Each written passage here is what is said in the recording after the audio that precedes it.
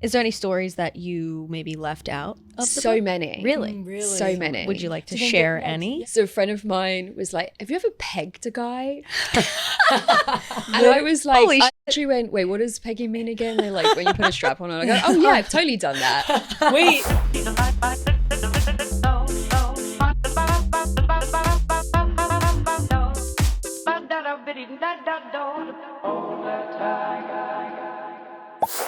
All right, everybody, welcome back to another episode of In the Slot. I'm Moobie. I'm Smelly. And I'm Ray. And today's guest has done it all from model, actress to writer. She's redefining what it means to own your own narrative and now is on In the Slot. Welcome, Keeley. Welcome. Thank you so much. Oh my God, we're so excited to have you here. Yes. So you're here because you just released a new book. And Yes. Which you just were in LA for. I was just in LA for a book launch party. How did It's that called go? Everyone See My Tits. And I had some tit cakes. Nice. I saw big those. hit. They were really nice looking. Yeah, they're probably really tasty. That's good. I like tried to have a little bit of the nipple, but then Hell I yeah. you know. got distracted. Exactly. Gave it to someone else. So nice. Just trying to pass the wealth around. Yeah. Totally. So I love reading and I'm a big rom-com reader. And I haven't really read many memoirs or people's life stories, and your book was Everyone See My Tits was the first one I read, and I have never felt so engaged and wanted to flip a page faster in my life. You have so much, you're So an much to onion. share. There's so many layers and so many stories. While I was reading, I was respectfully, it almost felt fictional, because there was I was how could this have been someone's real? life? Yeah. And so I don't know, do you want to start back from the beginning, what inspired you to write this, or Give a brief background to people who might not know you, but also, share what you'd like to share about the book. Okay. Well, I felt like I had a lot of stories from my life that I didn't know what medium to share them in. And the book felt like the right one.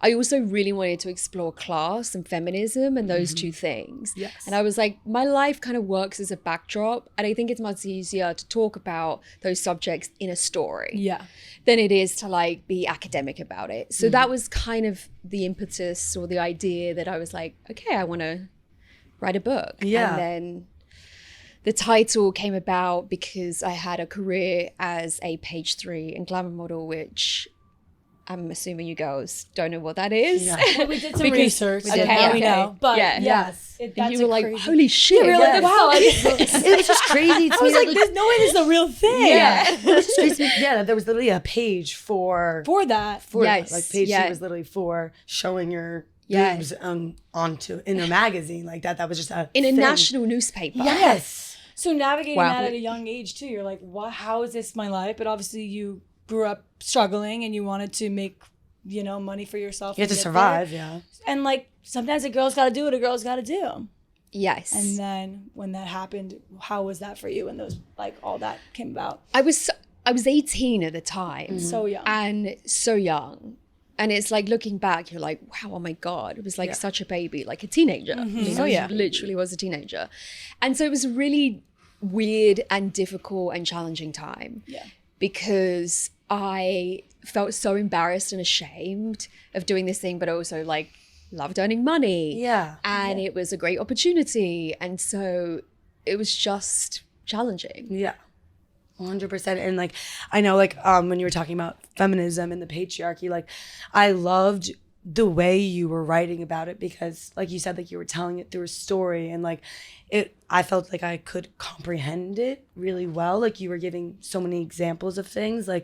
I know when in one of it you were talking about one of your exes, and he had a scar on his stomach, and as a man that was seen as a sex appeal, but for a woman that was seen as an imperfection, and she was being brave for putting herself out there, and I don't know, navigating stuff like that at such a young age. The male-dominated patriarchy and industry. I mean, we are podcasters in a male-dominated industry at a male-dominated company, and we so relate to that, and just it's so much different as a woman.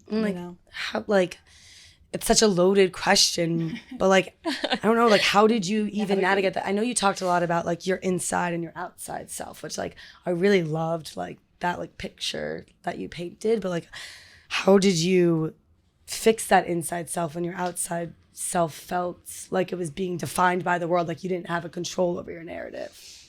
I think at the time, like it was like I was picking up on these things. So a lot for me, the journey into feminism was like, I didn't know what that meant until I was 21. Yes. So I was modeling, and the book is very much like the experience of me learning about these things. It's not academic in the sense where I'm like going into a history, or it's just like, this is the experience of me as a woman in the world.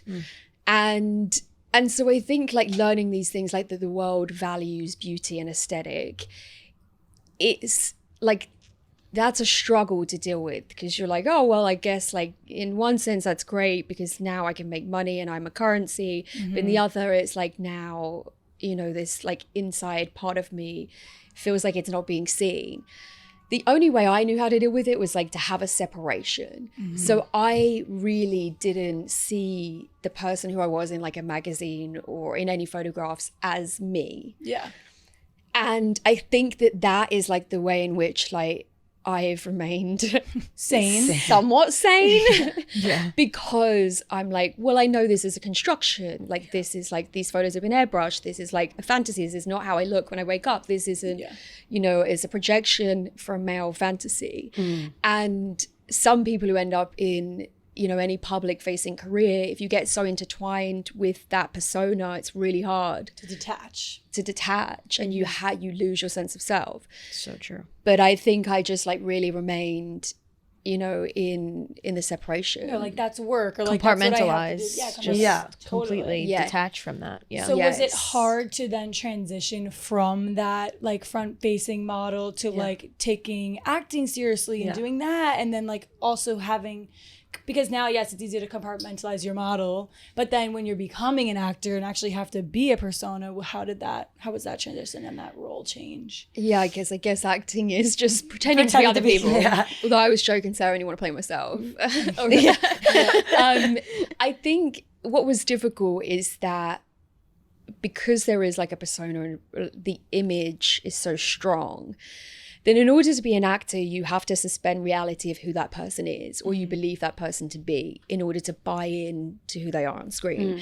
And so for me, I already had some sort of like, you know, coming to the US, no one really knew who I was, but the internet will give you some sort of idea. And that was difficult in terms of the industry and in terms of like the media and booking jobs. Yeah, was that challenging? Was it hard to not book a role, but off the get-go, was that hard to like kind of be like, I'm not this person that, it's not that it's a bad person or whatever, but kind of detach from that? Yes, for sure. It was people, you know, I'd like get down to like the last couple of, you know, people that are on a job, and it would be, they'd look me up and it'd be like, you know, hiring, because they couldn't quite understand what my career was before.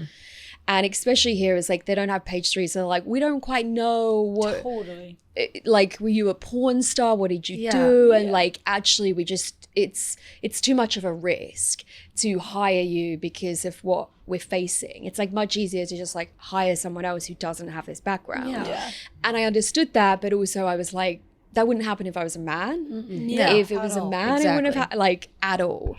And on top of it, it's like, this is the only reason I'm able to pursue this career is because of the limelight. I couldn't have moved to LA and studied acting if I didn't have a career as a model, because I wouldn't have had the financial means to do that. So then I was like, well, I'm kind of trapped. Which is also so frustrating that it's like, you know, in order for you to financially become independent, like you took a certain avenue, and like, I don't know, I was so frustrated reading because I was like, why is she put in this box? Like over here, just because she did an avenue to survive and to like put food on her plate and to put a roof over her head, and then like you were categorized as like a porn star or as someone who like didn't have self-respect to themselves, when like that wasn't your drive at all for it. And like, that's so hard, like when you're in your teenage years, like 20s and whatever, like trying to figure out your own self and the whole world's telling you what you are. Like that's... And it's just frustrating because it's like the way the world, is to women. Yeah. And so it's like that only happens because like if a woman is sexualized the way like in which we view women who have been sexualized, and it's so ingrained into society and the system, and then it's like frustrating because you're like, well, I can't change. Like I don't know how to change this This is who we system are. or change this person's like mind, because like the misogyny and patriarchy and everything is like so deeply ingrained that it's like, well, you're just stuck. Yeah. Sorry. I was gonna say, like, I don't know if you saw, I'm sure you did, like with Sydney Sweeney, what happened with like her Hollister brand, and like she was getting so much hate for like being like sexual in it or like whatever, but like that's her It brand. was Like probably that's a man's idea that went to her and was like, hey, let's do this. And she was like, sure. And like, that's where it gets hard. I mean, do you have a take on that at all? or just like, I feel like the like it's still there because like she's still like, she's just being her, you know what I mean? Like, I don't know. Yeah. She's being herself. And it's always like the focus is on the woman. Yeah. In the UK, I was getting asked so many questions about this girl, Bonnie Blue. Oh my God, yes. Yeah. Who I like had no idea who that was. Did you do a deep dive on her? I actually didn't. I just like, people were telling me, they're like, what do you think? What is your opinion? And I was like, what I find interesting is that nobody's asking me about the men that she was like that are signing up to go to signing these up and going things? to it. And Very it's like true. the same with OnlyFans. I'm like, you're just commenting on the woman. Like, why is it this, this woman doing OnlyFans? I'm like, who are the men? Yeah. That are paying for this. millions And to by the way, this these girl. women are making so much money and they're supplying for themselves, and they're like, and I bet they in some way too just like compartmentalize it, and they're like, I'm making so much money doing this, even though it's not like the best. But also like, the men are paying, so thanks, men. Yeah. It's crazy. Do you think that the misogyny has gotten like better over time since you've worked, or it's like still the same? internet, I feel like definitely I think it has amped didn't up. help. Yeah, the internet just brings out the worst in people. Yeah, totally. I don't think so. I don't know. How do you guys like being? I don't think so. Yeah. I think if anything, it's amped up because they feel maybe threatened because we're so maybe vocal about it now, and they're just like, no, not today. Yeah. I also think that people behind a screen are getting so more, they're like Ballsy. Yeah, ballsy. Like it used to be like, oh, haters here, haters there, and now it's just like straight up hate comments or cyberbullying that's just like normalized now, because if you have a platform, it normalizes you to get hate comments, which is like crazy. And it's just like all, once again, old incel men that are like, Oh, it's a lot. It's just like, It's a lot. Especially for us in where we are right now and where we work. It's very intense with us being women and having the men who follow this company and stuff like that. They are ruthless. yeah. And not that like I'm naive to this world, but I was really lucky to grow up.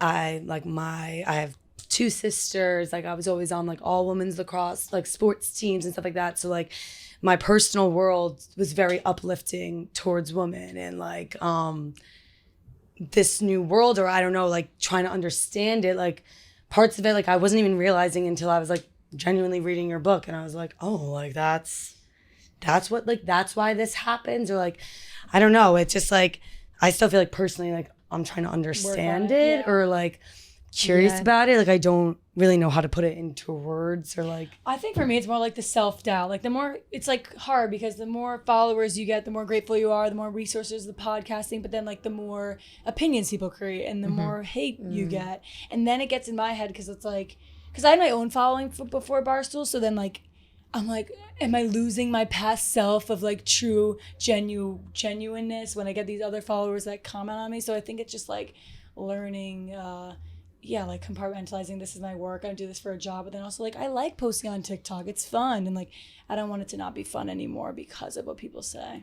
So, How do you deal like with the comments? Like what's your process? I like block them out. with- I just don't look. I'm Honestly, more I like, don't really? look. I'm Like, like I no- swipe past. no like, looking, no- or like no, the people that are commenting on us like are my friends, or like the people that are surrounded in me and love me. So like why should I value their opinion?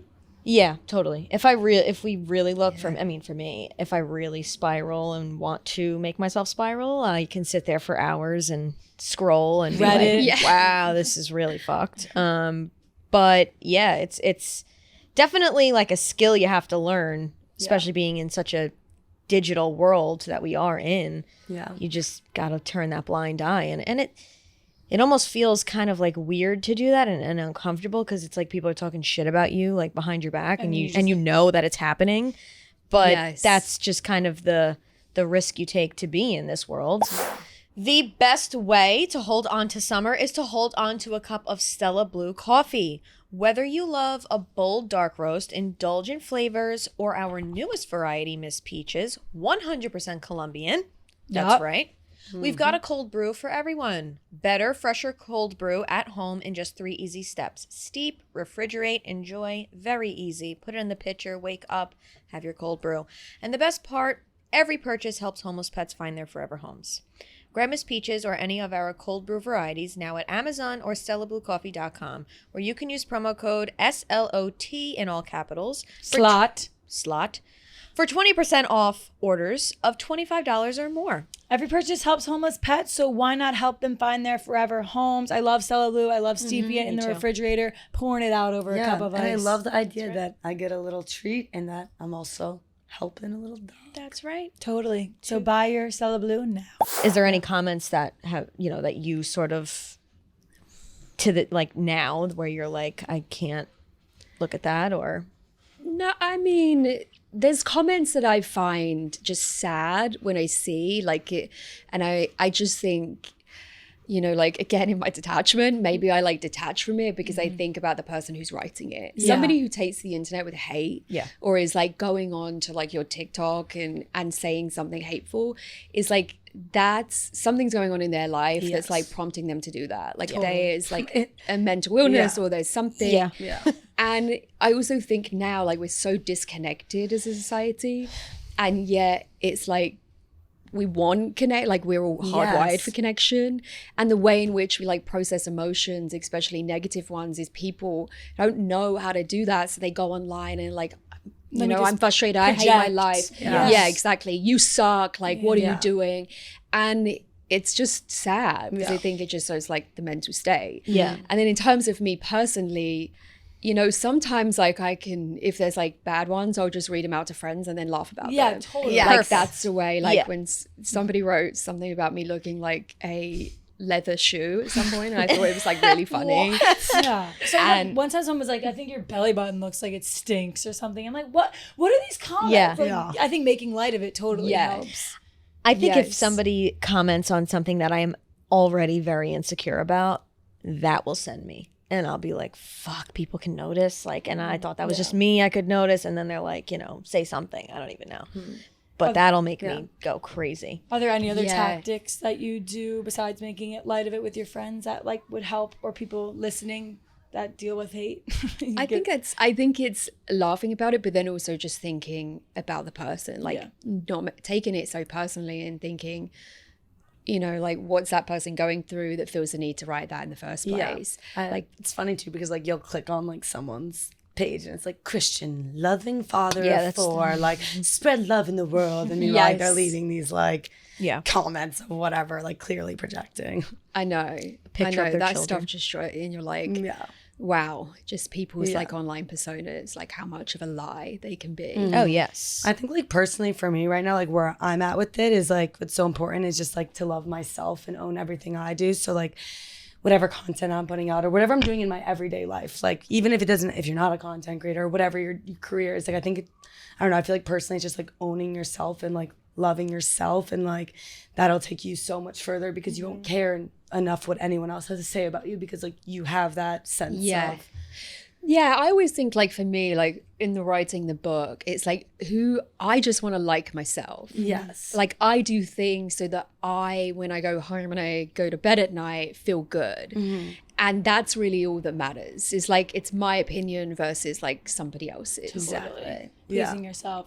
So when you were writing the book, you also wrote an episode in Ted Lasso, right? Or a co-writer, which is so cool. So like cool. You've been in front of the camera, behind the book. Like where do you draw your inspiration from? How was working on Ted Lasso with a big name like Jason Sudeikis? I also just watched Horrible Bosses 2 and 1 yesterday, and I was like, this is hilarious. Yeah, it's one of my favorites. So how was navigating like that role on Ted Lasso and landing that role and that journey?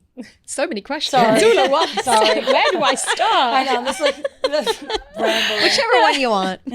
I'm like, And then I was thinking in my brain, I was like, I actually don't know if I've ever seen Horrible Bosses 1. Oh my God, really? I was like, I don't think I've seen it. That's awesome. It's a good one. Yeah, I know. I hear it's funny. Yeah. It should, but then also I like watch things and then forget. I'm like, have I sit halfway through? Yeah. Like, I've seen this. So much to take in. Yeah. So much familiar. to take in. Yeah. You're like, wait, I watched this already. I know how this ends. Yeah. Yeah. So Ted Lasso, working on that was challenging and fun and exciting. I mean, it's a popular kind of uplifting show that people really love and enjoy. And I think having a character that has my name is challenging. Yeah. And where do I take inspiration from? Is Yeah. that one of the other ones? Yeah, sorry. Or like writing. Was it cool to be behind the scenes co-writing a TV show? And how did you like? What does that process look like? Like you come in with an idea and they're like, this is what I'm kind of thinking for this episode, or like they like, this is that outline for you. Like, what do you think you can do with this? Like, what does that process look like? Well, you have a writer's room, and the writer's room could look like this. It's like without the microphones.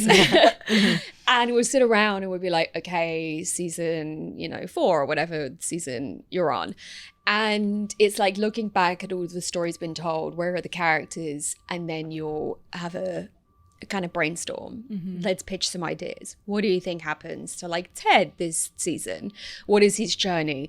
And so then you sort of map out everything throughout the whole season and where the characters are going to go and kind of what's going to happen, and pitch ideas and see what sticks. And then you have like an outline of everything, and then do individual episodes and people get assigned to write.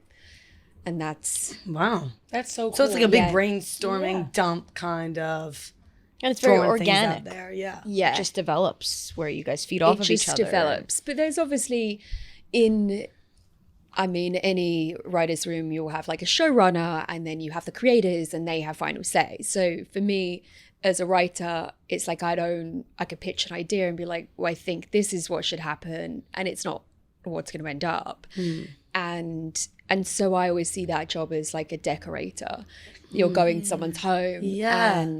and you're like, okay, they're like, well, I don't like them. You're like, oh, prefer you did this. But Yeah. Like, yeah. And so the end result is a byproduct of everybody sort of having input, but there is like one person whose home it is, which is the creators of the show. Yeah.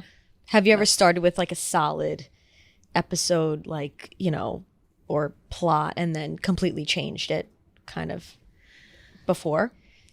I feel like no. Sometimes like when you get into stuff, it just doesn't work. And it's like you'll have an idea and it's like, this is where this character is going to go. And then you realize, oh, this isn't going to work. And so then you have to like take some steps back. But Trial and error. yeah. So you're like literally like a Swiss Army knife. I feel like in this industry, like you've touched so many things, like in the modeling, but behind the camera, writing books, like, and you have so much time left, obviously, in your career to do so much more. But has any of these things, like, do you think right now is like your proudest product, or like I think the book.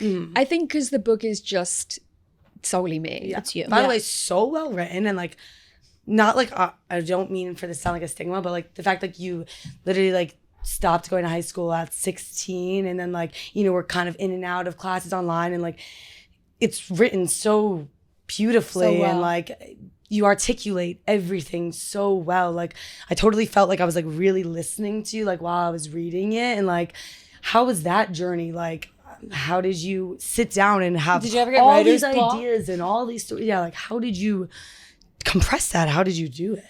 My process is that I have like a corkboard and a whiteboard at the same time. And I wrote out so many like stories, or like every single thing from my life. And I have journals, and I have, documents of photos and voice notes, and even like some old phones I have text messages on. And so I sort of went through everything and pieced together my life as like a real big overarching, the story of my life. Yeah.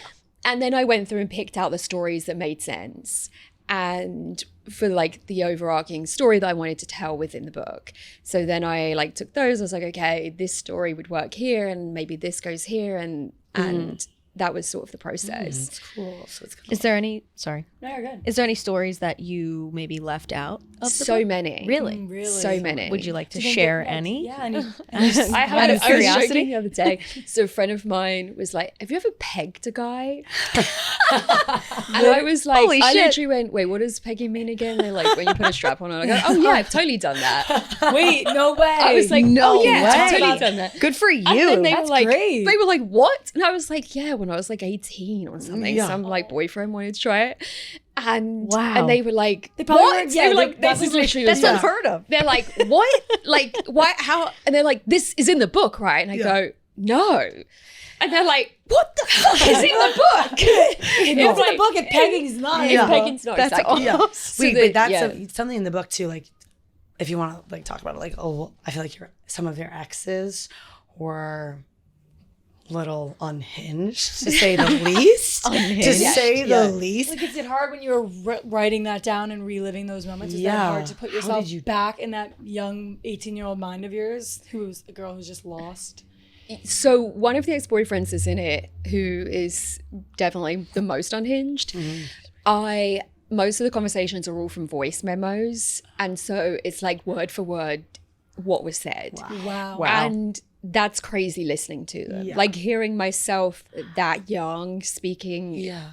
to someone, I'm just being like, now as an adult, looking and being like, stop, why are you saying no? Yeah. And so that it was hard. It was like Yeah. rough going through and then realizing, you know, things you can see that you don't see when you're in it. So true. Which is, yeah, I'm like, do you have any? I know you were talking about, like, it was funny too, like listening or reading when you were talking about, like, there were so many words that like didn't exist, like love bombing and like red flags and toxicity, like all that. And like now you're looking back and you're able to like place those in to your life. And like, Yeah. that's just why I Learning think- those words, was it interesting to be like, oh wow, that actually those are all red flags and that was Yeah. love bombing. Like, and- I'm like, do you have like love advice Yeah, I could for girls totally. out there? Like, I feel Looking like back. you guys know so much more. there's so many new it's words so for everything. true. we know Yeah. the words, like I know them, like I didn't. You know what I mean? I know them from like Yeah. watching them in shows or from swiping on my TikTok and hearing people talk about them, but like not experiencing a lot Yeah. of those. Or I guess I wonder if there is like you can still experience something and hear the word and maybe not make the connection. Yeah. Like I think that can happen a lot, especially with something like love bombing. It's always like, wait, is that love bombing? I'm not sure. Like, is this Yeah. just how someone should be? That's what I get an issue with because I'm always like, oh, I'm in a happy relationship, but then I'm like, wait, is he like? Not that I do this actively, but I think there's so many more words that I'm overthinking. Like, wait, am I experiencing this, or is this what love is actually like? It's almost like we Yes. know so much and too much sometimes that our brains can't even process how much is going on. My mom will be like, what is But- that word? Like, what are you saying? Yeah, Like, was and then you never- can try to like overanalyze yourself and like place all these words, you know, to have some meaning and stuff, and then like It definitely helps makes it though. worse. Yeah, it definitely helps. Helps I to think. label your emotions. Are you in the dating scene as of today, in the world today? I mean, no. She's like, what? I mean, like, has it been hard from past, you know, relationships and stuff, and like the image to date in modern day? For sure. I think that my career as a model made it hard to date because the men in which you attract are attracted to an image and an idea and that's not accurate. Like I think there's been many men that I've dated that are in love with the idea of me and not the reality. And then when they actually like sort of see who I am, they're like, oh fuck. Yeah. Like, I think most of them have that way about them anyway. With anybody, you know, that's just how they are. yes. So. It's just men. Yeah. Men in I, general. yeah. Just men. Ben over Exactly. here. They're Like, like, yeah, yes, sorry, you Ben. yeah. No, Ben's nice. It is hard to Yeah, like, it's detach yourself rare. from that. Or like, I'm very goofy online and stuff, and I think some people are like, oh, can she ever be serious? You know, like that sort of thing. So it is hard to be like, oh, by the way, I'm not just this person on the magazine. Yeah. There's actually more to me, and I have things to Yeah. offer. Yes. Yeah. I've always wanted to like really study the like sexualization of women and then like their partnerships, like especially in the media. I'm always like trying to look at women who've been hypersexualized and their All right. Sorry. Party in the USA. yeah. And just seeing like their, you know, if there's any correlations between their like romantic relationships. Yeah. Like I'm always like interested in that. I'm like looking at people and like, I wonder how that is. Do you think you would ever go back to school and maybe study like or not? Yeah, I love that. Gender studies. I love the curiosity. Like I love wanting to know more and understand more about the world. Yeah. Yes and no, because it's like all my brain thinks about. Yeah. Yeah. I'm like, I joke with people that if you were dating me, like I wake up at 3 a.m. and I'm like, let's talk about meritocracy. Yeah. Hell yeah. Like Studying. that's the shit I'm like. yeah. That's the shit I'm on. Yeah. I'm like, so what do we think? Like, I just don't think it exists at all. Like, and then they're like, what about sports? And I'm like, let's break this down. Yeah. And they're like, please go to sleep. And I'm Yeah. like, no.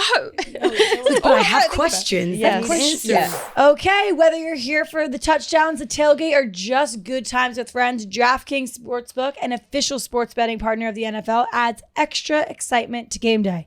Even if you're new to betting, it's simple and fun. Just pick a team or your favorite player. No pressure at all. No need to know the rules. Just a fun way to add an extra excitement to your game days. And Moobs, do you know the best part about it? What is it, Cal? When you sign up and place a $5 bet, you'll get $300 in bonus bets to play with right away. $300, okay? You place $5 bet, $300 in bonus bets. Plus, enjoy over $200 off NFL Sunday tickets from YouTube and YouTube TV, which I have YouTube TV.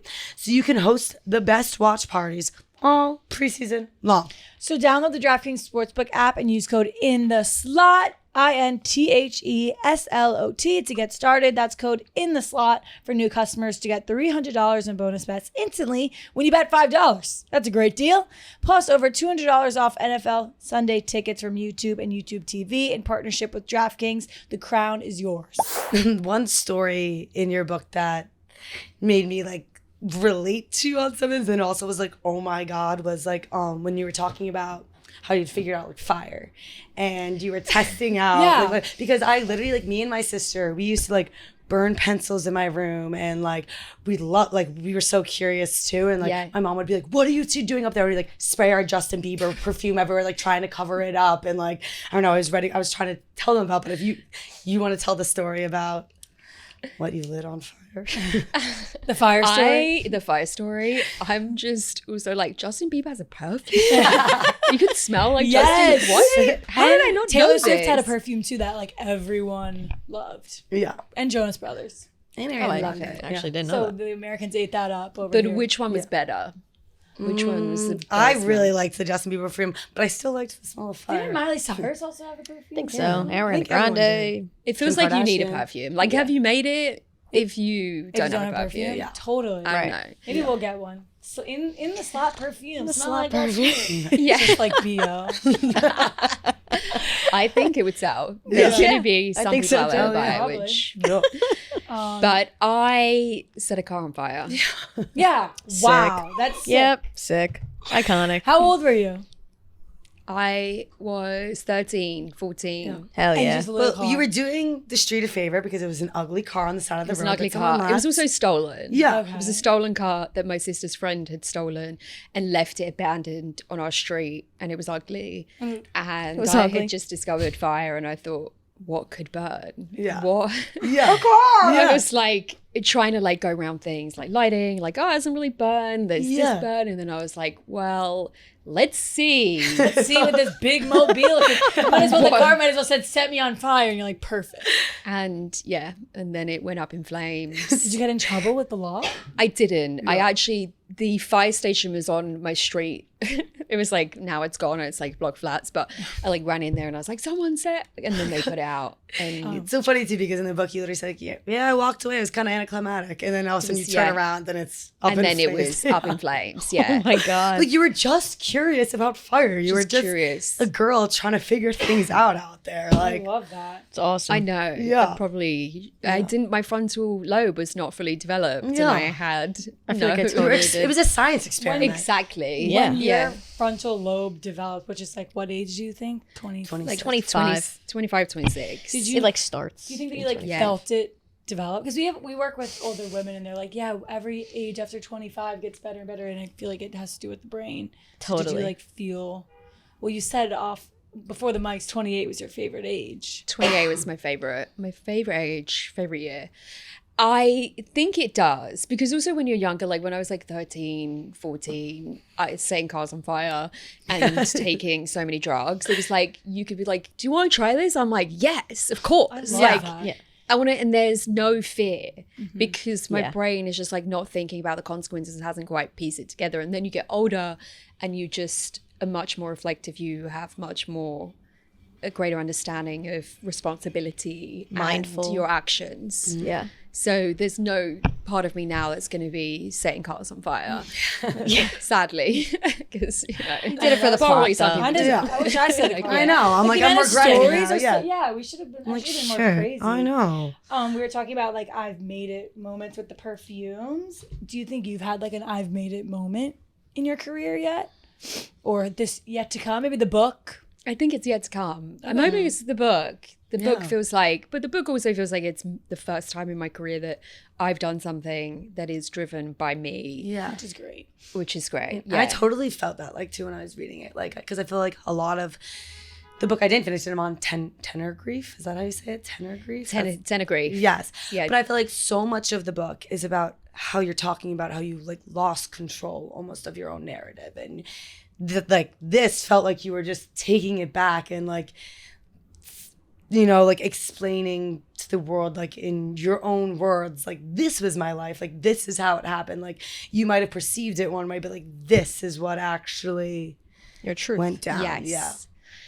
Yes. Which is also like in the writing of that, I was very conscious that even when you write something, people are gonna have their own opinions and not believe what you say, especially being a woman. It's like, I think this is in the book somewhere where I'm saying, you know, people don't believe women, even when there's evidence. They don't believe you. Yeah. Which is insane. You know what it kind of reminded me of? Like, you know how Taylor Swift got her music back from Scooter Braun? Like, that's what I felt like, the same energy from your book. Like, you took that back. Like, it's, Was it so rewarding putting something out that was truly written by you and truly your product, and then now that it's like out there, is it just like, it's out in the world? You could do a part 2 with probably all the unreleased stories. Exactly. Yeah, there's a lot of stories that just didn't make it in, especially like in my 20s. There's like really no stories from my 20s. Like I moved to LA, and then it's like, and then we end with me being like now, but it's like really like, let's just get you up to speed quickly. Let's skip over all that. 1, 2, skip a few.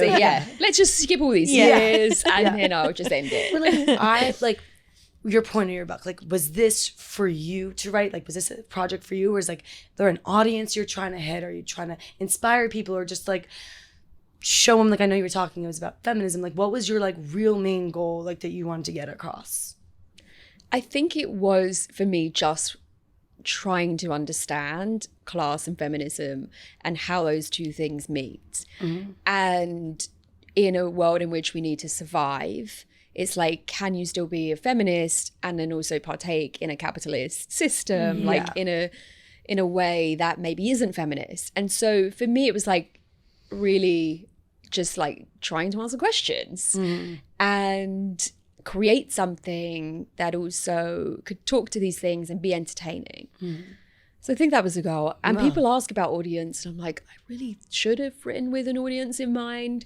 But I think, I mean, whoever picks it up and resonates, you know, with it in that moment. Because our audience is very much like 20-something girls, women trying to figure out. So I think they will definitely relate and probably. So while writing this, and you were trying to figure out the feminism and the capitalist, like what was your like overall, you think, conclusion? I mean, I know we're still living in the world, so it's still happening, so we're still figuring it out, but like, and it's only gotten worse. Any light for us, you know, I feel like we're getting like a little like a cheat code, because like you're giving us like the rundown. You're like, all right, I figured this out, you know, from my older wisdom over here. I feel like just the system and the way it is there's a lot of work that needs to be done, and it's kind of fucked is what I figured out. And that is, you know, I think it's understanding these things and learning how to navigate and knowing your choices and understanding who you are. for me, it's like a process of like knowing yourself, which is also a privilege to be able to do, to like get and, you know, really think about who you are and what do you want without society kind of dictating that. And especially for women, it's like we've really pushed with an agenda of like how we should look and how we should behave and what we should aspire to, What we should wear. and what we should wear. Yeah. And it's really understanding like, am I being swayed by society and what it values, or am I being true to like who I am? Yeah. All right, big news. There's a new membership program just for students. If you're headed back to campus this fall, Uber One for Students is the best way to save on food and rides. Plus, it comes with a lot of perks you might not know about. For example, members get $0 delivery fees, up to 10% off eligible orders, and 6% back in Uber credits on rides. If you're a student, it's literally a no-brainer. Kelly. You can also get free items on eligible orders throughout the week. Like a free taco from Taco Bell every Tuesday. And let me tell you, I'm someone who likes the late night tacos. And sometimes that could break the dang bank. And I would have loved this if I was a I student. would have loved this. A free chicken sandwich from Popeyes every Friday. Like, these are just such fun deals and fun things to look forward to. And Uber Eats gives you things to look forward to. More deals for every day of the week from brands you absolutely love. So why not try it out now and get your first 4 weeks free? Become an Uber One for Students member and start saving on Uber and Uber Eats. Eligibility and member terms apply. As long as you're going to bed at night and like making yourself happy, then like you've done a good job. And is there things that you do on your day to day? Like I know I journal, or I try to like, I just started waking up and doing 50 jumps in the mirror to like get my blood flow up. I recommend. So do you do anything on your day to day that like keeps you grounded and remember who you are when you put your head on your pillow? Yeah, I definitely, journaling is a big one. I've always journaled, right? Get those thoughts out. Boxing, Ooh, you know, cool. I love. I was thinking I wanted to start that. 'Cause sometimes I just want to like, I have a little anger in me and I want to hit things and like, I don't know how to get it out. And I want to be like, but Yes, yeah, exactly. They're but I'm perfect. scared to start though. Like I don't want to like walk in. No, and I got these like little start. squiggly arms. And I'll be like, not even hit the I pad. bet she, Gotta start Keeley somewhere. started once. Yeah. Yeah, And you're a you pro. have to start somewhere.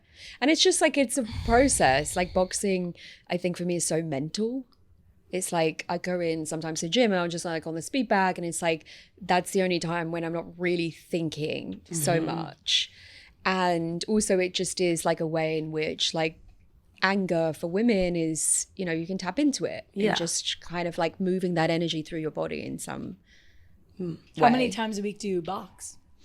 I was boxing too much, and now probably a couple times. When you were boxing, too much? Was it like every day boxing? Yeah, like every day. I was like getting up and going to like a 7 a.m. Yeah. They're like, Just really, oh yeah. Just like, and the boxing trainers in my gym were like, she's going, like, what the fuck is going on? No one mess you? with this girl. Yeah, one like, mess- they're like, there's Yeah. something happening in here because no one's getting up and doing that. I'm like, yeah, clearly. That's so. Have you ever boxed? Would you ever box person? someone? Like, ever had a fight? Yeah. No.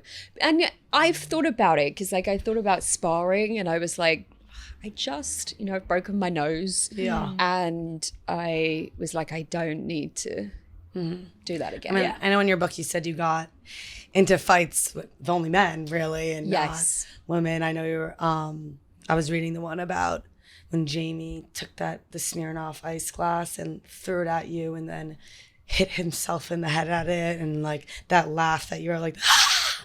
Crazy. But like what do you do in that situation? Like a man is like, how did you even Navigating a toxic man is that. I guess advice relate. for that. But yeah, Ray has been. I mean, if you want. To I mean, I totally resonate. I get it. So I don't really have much to say about that. I could just definitely think of some moments in my life that were chaotic like that. So yeah, I how know. was it I for think you? I think it's quite common, and that's More than we think. Than we think, and male violence is definitely something that needs to be discussed and kind of Studied. worked out. Yeah. It's, and so I think it's, you know, someone asked me recently about me and my relationship. They're like, you seem too sensible to have like ended up in any kind of toxic or abusive relationship. I get the same. Yeah, and at the time I was like a little bit like taken back, and then after I thought, no, any single woman can end up, whether they seem sensible or not, in these relationships. And that's with a love bomber, you know. Sometimes they're tricksters and they want how you are to you supposed to believe know? Very deceiving, and you know, you get wrapped up with the and then you end up in something and you're like entangled, and it's so hard to get out. Of course. People also don't understand, I feel like, with trauma, you know, and your childhood has such an effect on your relationships, you know. And it's an innocent want, just for love and this and that, and you get completely wrapped up in the chaos. And it's like, I struggle with dealing with like judgment of that too, you know. And I feel like, do you ever have any judgment of that, like your past relationships? Do people judge you for that?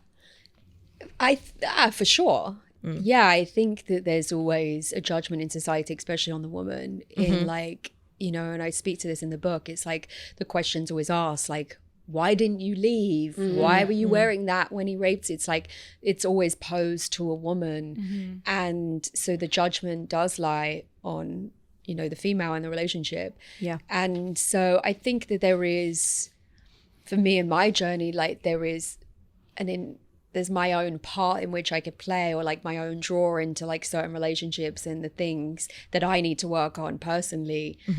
But I think so many people can just end up in them, and the way in which they are geared, like especially in an abusive relationship, is the cycle of like reinforcement and then, you know, the rejection and abuse. And that's why they're so powerful. And they're so, your brain is like, just, it's a drug. You kind of get like it's a drug. It's an absolute drug. Then like a breakup is like someone literally, you go from spending every second like with this person to just complete silence. I feel like in college, like there was a lot of relationships that like we were surrounded by that, you know, weren't always, they were toxic. Like there was like people crying, violence, you know, like it wasn't good. And like I know what I personally learned from it, that like luckily I didn't really date much in college, so like I wasn't really having that problem. But what I learned like from my friends was just like it was something that they had to pull themselves out of, you know. And as a friend I could be there and support them and listen to them and try and give them guidance, but it had to like come within, like to like realize that like this was a toxic pattern or like not what you want for yourself. But it's hard when you're like in that cloud of like being in love. Like it is blinding. And also I think it's hard because just as a society we value women when they're in partnership with men, and especially like men of power or of note. And so then it's really difficult because you're coming up against everybody feeling like we should have a relationship, and then if you're in one you're like, oh well, maybe. I think that plays into it so much, like just I really do feel like women though are taking their power back. For example, writing a book about you know, and that's you saying that it's me and that's it, and that it's a form of taking your power back, of, you know, just putting out so much to everybody else. And I think that it's causing a little bit of a rift also. Like we're talking about how as women we have all this hate with men and this and that, but it's because we are taking our power back, it's causing such a rift. And men are kind of turned off by it, and they're like, and it's making them kind of angry. But it's fucking awesome that women are taking their power back, and I really do feel that energy in the air. Credit to you for being one of the women to like, you know, write about these stories and bring it to light. And I think that's really cool, and I think our listeners will love that. I know that are we good on time? Or okay. I have a question because it's kind of about the book, but it's also about like your life.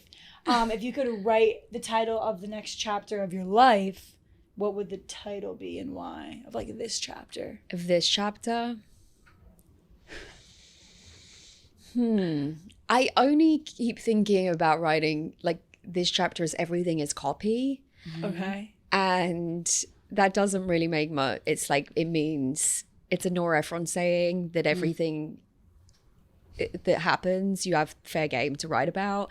And I've always found that really interesting in terms of like, is it fair game to write about everything? Can you just throw people under buses? Like, do you have a responsibility with a story? But is silence like compliance in some sort of way? So maybe it's that. But there could be like a funner one that if given time I may come up with. Totally. You know. You're so amazing and so inspiring, and I know that I wish we had more time. Yeah, me too, to chat. And if you have any last advice to women in their 20s who are just trying to navigate life, and we own our slot, we own our stories. If you have any last words to say to the people listening and just staying true to you, I feel like you could say them. Read her book. Yeah. Everyone First of all, read the freaking book. Yeah. If you need something to take your really delve into, dive into this. Yeah, I think read the book. Yeah. Read my book. The dang book. Yeah. And stop. Own yourself. Own your story. Don't let other people's talks get in your head. Don't let men tear you down. Yeah. Also, like, I think there's one thing like I just wanted to like fangirl about too. Is just like the coolest thing I thought in every single aspect of like your story is like you never went down the path that like life was trying to like push you down. Like you made your way out of the poverty system. You made your way out of the stigma of, you know, being never stopped thinking about grinding. like being like sexualized by your body. Like you turned and now you're writing a book and now you're an actress. Like you just kept climbing and hustling for things you want, even though in the book like there was definitely some lows in there and stuff that I'm sure made it so hard, and like You were resilient. it was so inspiring to read about, and thanks for sharing your story. Well, thank you for reading and having me here. Yeah, you're awesome. Yeah, thank you for sharing your story. Yes. Can't wait to And watch your red dress and is so read. cute. Yeah, and you look Yeah. so cute. Gorgeous. So short, I'm realizing. No. I was like, well, maybe this. No, you look amazing. I'm sitting in my shorts like this. I'm like, oh, hey. I was like, Sometimes I'll literally be like, all right, welcome back. This is what happens. Everyone just pull go the read first thing Keeley's book. We love you guys. Thanks for listening, and thank you for coming on. Thank you for Being an having inspiration me. for women. Own your slot.